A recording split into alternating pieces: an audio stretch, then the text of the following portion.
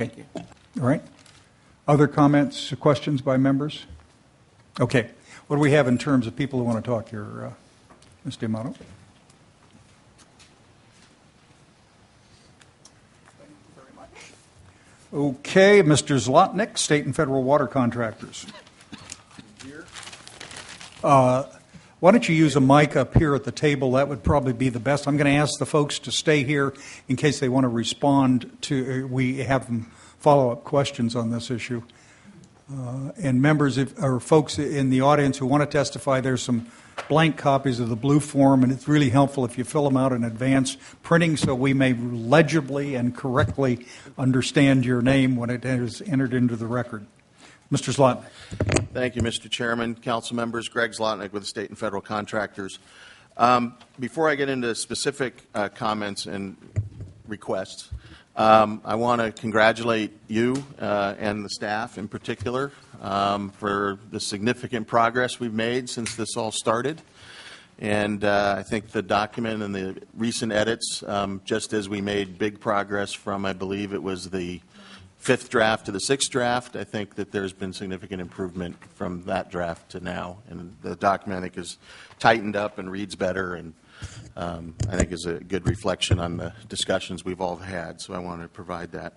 I have a few specific comments to make and requests that I'm going to try, with maybe one exception, to focus on things that are really within, I think, your authorities and what the plan is about, and not get into sort of the policy debates that we've had. And, you know, we've kind of, I know that's shocking, Mr. Chairman, but...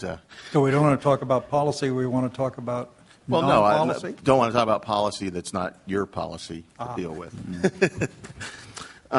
I'd like to start, and I'm unfortunately perhaps working off the red line version of the document. We've got copies of the red line and we've got copies of the clean version, and it's always confusion. But if it's the red line you're talking about, tell us a page number. No, I will. And I just want to assure you I don't have loads and loads. I think there's about 8 issues. So the first and is at 2 locations, page 40, line 9, and page 43, line 19. When you're describing the adaptive management process, for some reason the word transparent has been deleted, and that word is in the statute. So I'm kind of curious why that was deleted when it's in the statute, when it describes the adaptive management process. Fair question. I don't think we're going to have answers to all of these. No, I don't mind. If the council you're can going to give lay them out, direction, and then we'll get back to you right. on that. Okay. But that one I wanted to raise just all because, right. Again, the statute has the word, and it was deleted for some reason. Now a few bigger issues. Page 54, and this is a policy issue that the council's dealing with. I just, again, for the record, want to raise concern and objection to the use of the cumulative impact approach.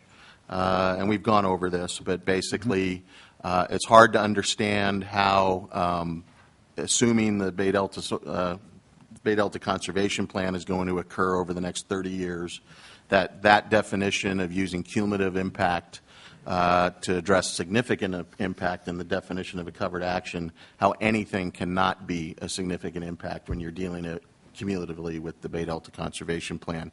So I just raised that. I know you've had lots of conversations with council about it, but we think that that just means everything is going to satisfy that particular criterion of the covered action definition, which sort of moots that criterion, and don't understand why the legislature would have put it in if that was the intent. So just want to raise that again. At page 56, line 16 and 17, just want to raise, and I know there was a lot of discussion at the last meeting about this with respect to the administrative exemption of the one-year transfers. You have a language that says the exemption will expire by January 1, 2015, unless you do something. And just a suggestion would be to change that to the council review this policy by that date and make amendments consistent with the work group if necessary. It just seems that to have a hard expiration date in there inserts uncertainty into what's going to happen and whether it's going to continue. Mr. Zlotnick, the phrase says after the date, unless the council acts to extend the exemption prior to that date. No, I understand. I appreciate that. Maybe it's paranoia potentially, but a preference for that you'll review it by that date rather than just a hard expiration. since we don't know what's going to happen. So just again, I know there's been a lot of discussion, but that's just a preference that we have Got it. on that. Page 57, lines 36 to 41, again, we would reiterate our position that even a short-form consistency process for projects under the Bay Delta Conservation Plan is redundant and unnecessary, since assuming that plan is incorporated into the Delta Plan, it seems by definition all the projects would be consistent, and so we just are concerned this provides an avenue for potential delay and obstruction because of the consistency process. Okay. So again, we'd prefer that be eliminated. On page 95, lines 40 and 41, and this is related to the mention of DWR's reliability assessment and that it's gone down. That is certainly a fact, and just a suggestion would be to add a comment, a sentence, a footnote, something, that assessment is based on the current infrastructure in the system, that trend in reliability going down is based upon the current infrastructure, and just that we think that gives a fuller view of what the problem is. And consistent with the charge that you have to work to improve water supply reliability, that indicates that part of the problem is the infrastructure in place isn't working, and so I think that's would be a good addition.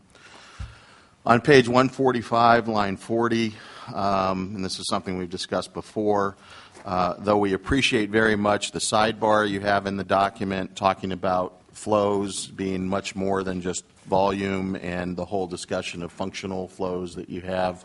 We think, we object, frankly, to leaving the term master variable in the document. We think that's a bumper sticker phrase that gets misappropriated by many folks. You also object to us including the reference to the scientific study that recommended that language? Yeah. Well, I mean, well, no, I mean, it's whether a study recommended it or not. My recollection, it's a peer-reviewed article, and we tend to favor those. Right, and a peer-reviewed article read by people that are involved in the issue constantly, has one interpretation, but when someone who's not as involved reads that, and the way that term is, again, it's misappropriated in the debate, and that's the point. We're not arguing that flow is not an important variable, that it's, affects all the things that are mentioned. It's just a preference that we certainly have, that we just think that it is a bumper sticker term that doesn't really convey the sophistication and the complexity that you reflect in other parts of the report, frankly. I think that is a potential problem, and think changing it doesn't really weaken your argument. On page 150 in figure 4.4, and also this is related to the glossary at page 345, I guess. When the use of the term unimpaired flow is used, the document does say that that's unimpaired flow without the facilities in place, which is correct.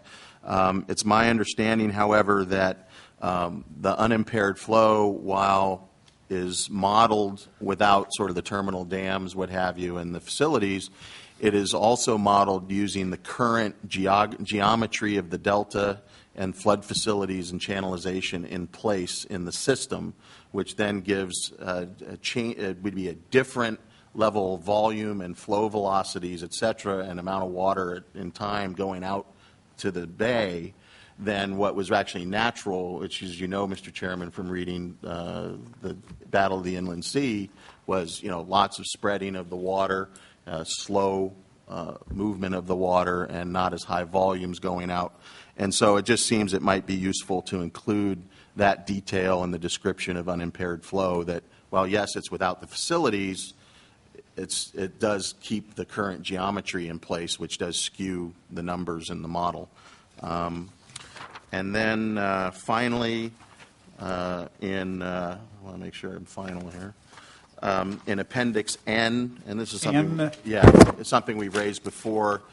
You've maintained the $20 million a year placeholder for other studies, and again, we just think that until you have the science plan in place and the inventory of what's being spent now, that having that $20 million in place on top of the existing almost $10 million a year doesn't seem appropriate, and I think just changing that to a to be determined or something would make sense, because it just makes people wonder where that $20 million is coming from.